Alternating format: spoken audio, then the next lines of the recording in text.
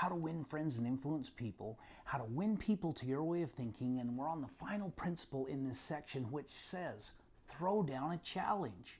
The author shares a story about Charles Schwab, and he was meeting with one of the managers of his mill, one of the mills that he ran. And he says they were lagging behind in production in a major way. And he says to the manager of the mill, he says, how can a gentleman so sharp as you with the talents that you have not be able to get more out of his people?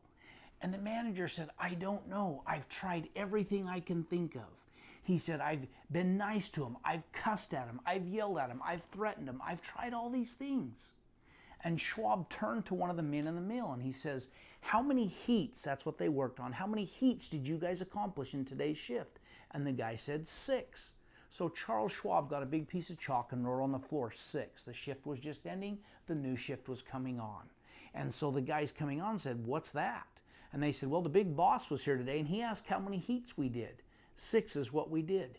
The next morning, when the day shift came back on, their mark of 6 had been washed away and a number 7 had been written. My friends, you can see what's beginning to happen. Well, they thought, well, we can't let this happen, so they worked extra hard and they wrote 10.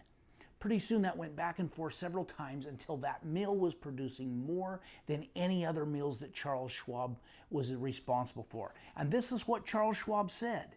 The way to get things done is to stimulate competition. He says, I do not mean in a sordid, money-getting way, but in the desire to excel, the